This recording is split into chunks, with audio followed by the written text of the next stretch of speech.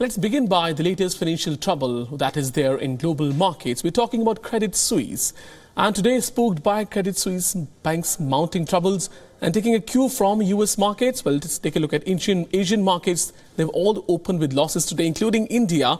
The fall in global stock markets is led by yesterday's plunging of shares of Credit Suisse, the flagship Swiss lender. It has tumbled as much as 30% yesterday. The bank was rocked once more after Saudi National Bank, its main shareholder, it said it would not up its stake. In the latest now, Credit Suisse, it said it's going to borrow nearly $54 billion from Swiss Central Bank. Global markets have been rattled by collapse of Silicon Valley Bank and Signature Bank, the sector's biggest failures since 2008 financial crisis. It is Credit Suisse led a rout in bank shares in Europe yesterday. Its largest investor said it could not provide more financial assistance because of regulatory constraints. Swiss regulators, they have pledged a liquidity lifeline to Credit Suisse in an unprecedented move by central bank.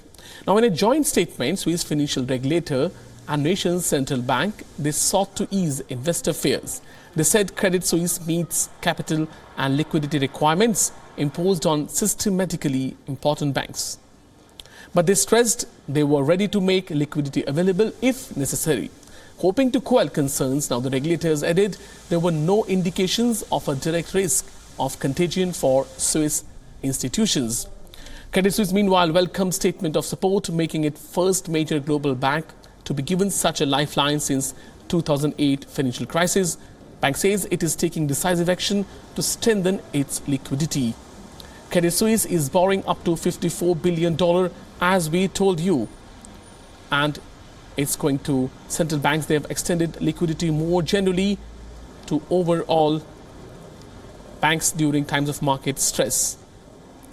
Including COVID pandemic, it's nothing new. Crisis is there since the last 3 to 4 years. Meanwhile, US Treasury is monitoring situation around Credit Suisse. It is in touch with global counterparts. For some market experts, the sell-off in the markets because of Credit Suisse saga, it shows extent of market fears over banking sector. Analysts say traders betting on large European central bank interest rate hike have evaporated. Money market pricing, meanwhile, suggested traders are no longer optimistic about 50 basis point rate hike at European Central Bank meeting later today. And to talk more on this, we are joined by Andrew Holland from Mumbai. He is CEO of Avendus Capital Public Markets.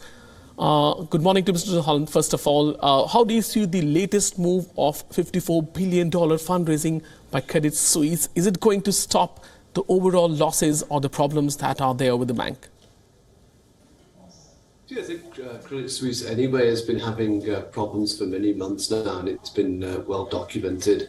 There was obviously a delay in the issue of its reporting accounts because the SEC had some questions.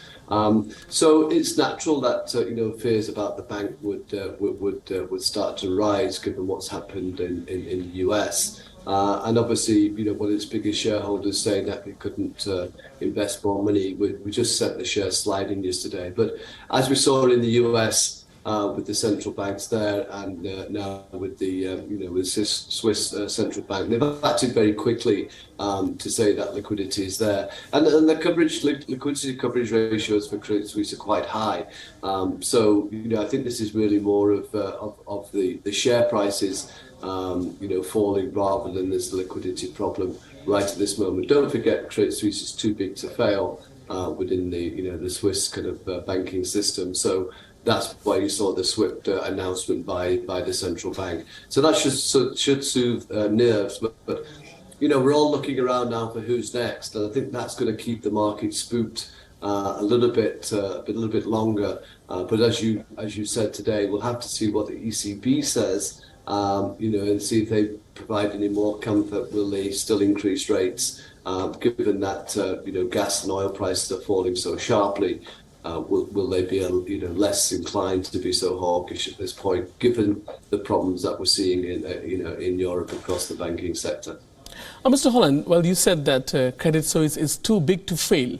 But coming from Swiss regulator side, Swiss, they have always been known for their high standards. How did this happen to this bank? And moving forward, do you think this can happen to other banks also? Also, I would like to add a question here.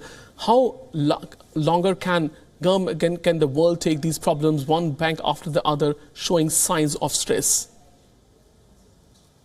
So Credit Suisse has been, unfortunately, it's been a series of events plaguing the bank over, the last 4 to 5 years. And obviously, it's taken steps to kind of, split the bank out, or the investment bank out of the banking,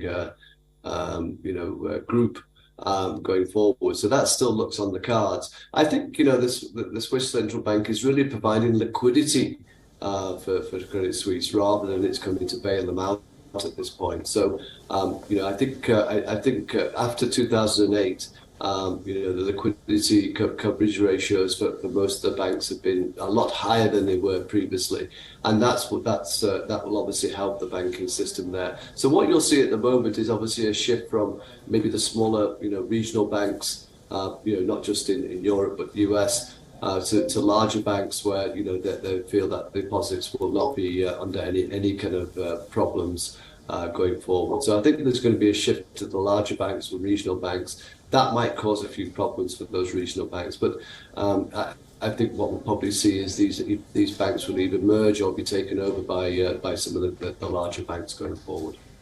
Well, we have seen how the markets have behaved, financial markets, but over the last few days we have seen gold also going up, gold gaining on many crisis concerns.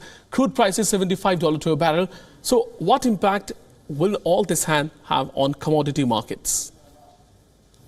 Yeah, so obviously, the bond yields in the US, the 2-year bond yield in particular is below 4%, and over a week ago it was near to 5%.